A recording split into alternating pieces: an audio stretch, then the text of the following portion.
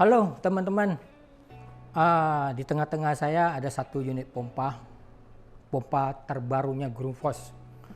Saya mengajak teman-teman, kita lihat yuk seperti apa pompanya.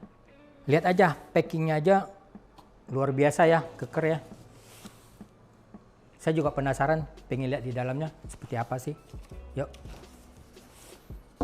Seperti biasa di dalam ada buku panduan, manual book, atau kartu garansi.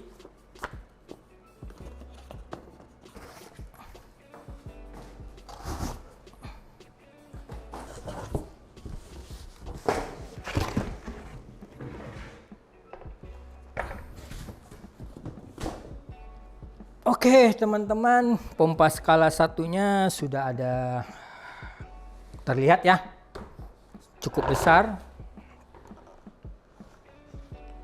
dan kokoh sekali ya. Nah, sebelum saya menjelaskan lebih dalam, saya akan kasih tahu dulu nih ke teman-teman.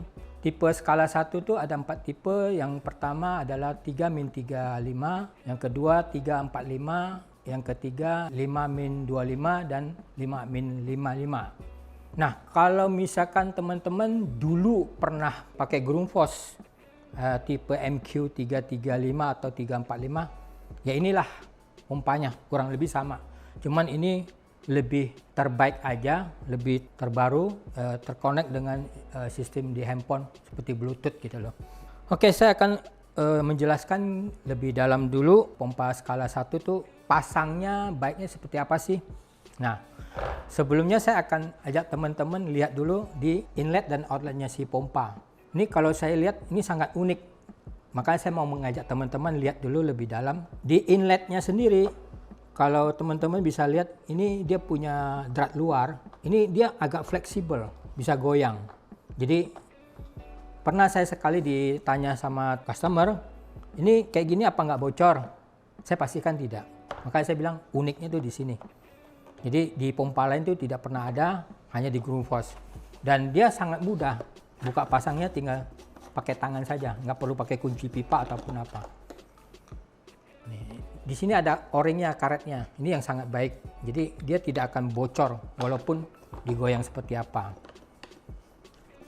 Sebelum saya masuk ke dia punya panel kontrolnya pompa, sepertinya sangat perlu saya menjelaskan di inletnya dulu ya, skala 1.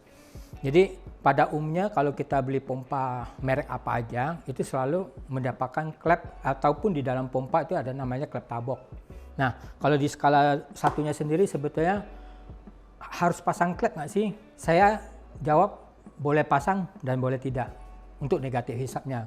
Kalau di positif hisap juga sebenarnya nggak perlu pasang klep juga nggak apa-apa. Kenapa? Saya bilang nggak usah, karena ini saya sudah coba.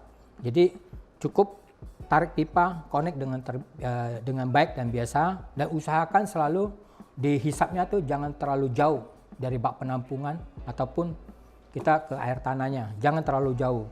Dan maksimal hisapnya dia hanya di 8 meter saja. Pastikan di outletnya tuh selalu ada pasang stop kran.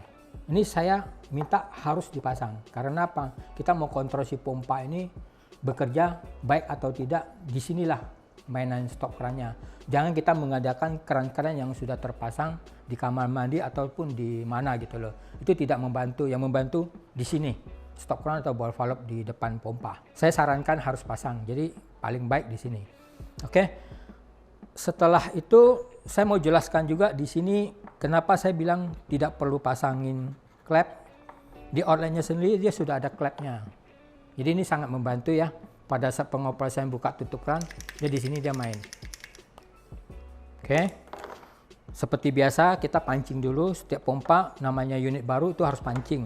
Dan pancing seperti biasa, stop kran tutup dulu. Setelah air sudah cukup penuh, baru kita tutup. Stop kran pada saat nyala, kita colok ke listrik. Kita jangan nyalakan stop krannya dulu, ball valve-nya kita biarkan dulu sampai pompa bekerja dengan suara nada hisap yang cenderung berbeda. Suaranya akan terkonek seperti biasa, baru stop krannya kita buka. Itu akan normal semua seperti biasa. Oke, ini dulu untuk langkah pertama yang terkonek ini. Setelah ini terkonek dengan baik, barulah kita ambil handphone kita, Setelah terkonek dengan baik pipa hisap dan dorong pada pompa skala 1 kita, sekarang kita download aplikasi Go Remote Grundfos di Play Store atau di App Store. Setelah Go Remote terinstall, kita buka aplikasi Go Remote Grundfos. Pada kolom Product Range, kita pilih wilayah Indonesia. Lalu pada kolom aplikasi, dilewatin saja, lalu pilih Done. Lalu muncul tampilan seperti ini, pilih Connect. Setelah itu di bagian Bluetooth, pilih Connect. Lampu di atas lambang Bluetooth berkedip. Kita tekan dan pompa akan terkonek dengan HP.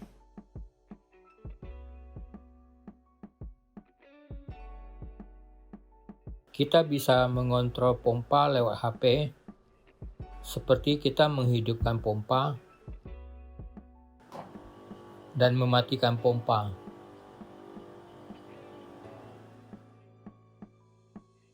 Saya akan jelaskan lagi nih, di panelnya pompa sendiri ada beberapa lampu nih. Ada 1, 2, 3, 4, 5, 6. 7 sama yang restart ini. Jadi kalau yang di tengah ini pada saat dia putar, berarti pengoperasian airnya sedang berjalan dengan normal, jadi dia akan putar kalau kita buka keran. Itu berarti jalan pompanya baik. Oke, begitu stop kerannya ditutup, dia akan mati dan dia standby.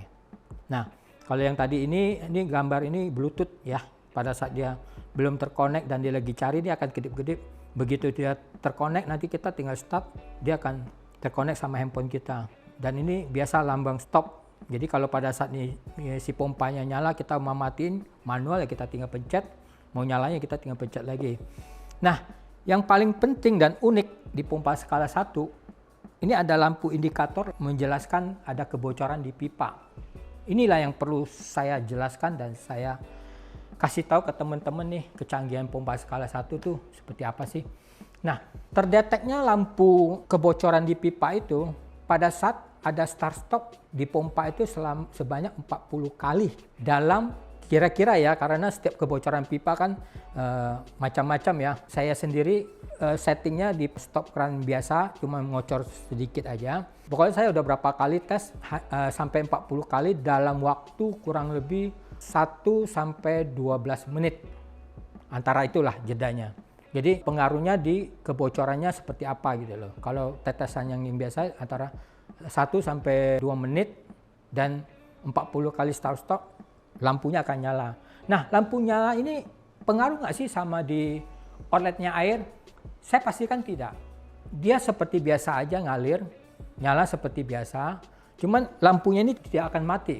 Dia akan nyala terus. Mempengaruhinya? Enggak. Cuman dia akan tetap membaca bahwa keran lu bocor, harus dibenerin. Gitu loh. Satu-satunya jalan setelah dibenerin, di restart ulang, saya pastikan ini lampu tidak akan terkonek lagi. Dan dia tidak akan memberitahu, keran kamu masih bocor nggak? Dia nggak, udah kasih tahu, udah aman gitu loh. Jadi nggak terkonek. Nah, sedangkan di lampu yang tengah, ini adalah dry running.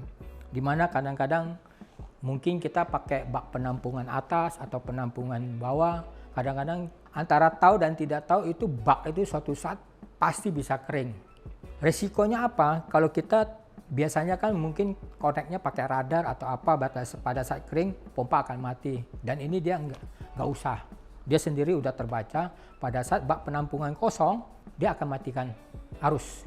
Jadi pompa cenderung aman dan tidak akan terbakar. Oke, saya lanjut lagi untuk lampu yang ketiga. Nah, kalau lampu ketiga ini untuk aplikasi, kalau untuk di rumah tangga, saya sarankan tidak perlu pakai, jangan pakai.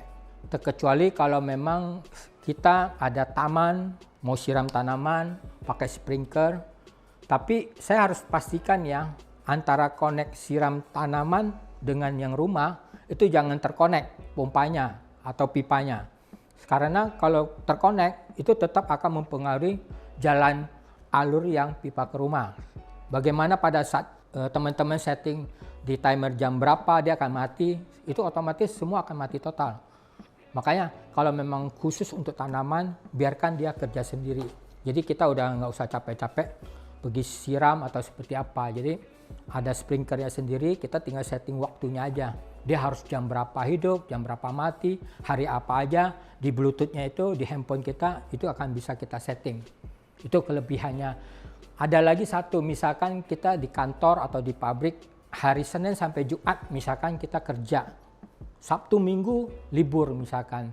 Nah, kita mau Sabtu Minggu nih benar-benar pompa ini harus mati. Gimana caranya? Ya nanti kita setting di handphone bisa. Jadi Senin sampai Jumat dia akan berjalan seperti biasa. Nanti Sabtu dan Minggu dia akan mati total walaupun ada yang buka keran. Otomatis pompa tidak akan nyala, hanyalah gravitasi di pompa saja. Nah, itu kelebihannya pompa skala 1. Dan saya lihat ini memang sangat baik ya, karena apa? Pompa-pompa yang biasa itu kan biasanya ada tangki, ada pressure switch, terus ada manometer. Ya, kalau mau dipasangin manometer boleh, tapi di outletnya supaya kita lebih mudah membaca tekanannya si pompa. Dan ini nggak perlu istilahnya Bapak mesti pasang jaga pressure tanknya lah atau otomatiknya rusak lah, ini nggak perlu. Dia simple dan compact sekali, jadi tidak makan tempat. Kalau kita pakai tangki atau apa cukup tinggi ya pompanya, kurang lebih mungkin bisa sampai segini, tapi ini sangat simple, ditaruh di satu tempat yang istilahnya tidak terlalu banyak makan tempat lah. Saya rasa cukup ya pompa skala 1 yang sudah saya jelaskan. Tunggu video saya di berikutnya, saya akan bawakan dengan pompa twin pump yang 2 pompa jadi 1. Itu pompa akan lebih baik, unik, dan pressure-nya betul-betul terjaga dengan konstan gitu loh. Jadi pada saat kita buka keran berapa ya nanti akan terbaca sih seperti apa. Ya, tunggu aja video saya berikutnya. Teman-teman, saya rasa cukup penjelasan saya pompa skala 1 ini. Sekiranya kalau teman-teman merasa terbantu untuk penjelasan saya, jangan lupa di subscribe sama di like. Terima kasih.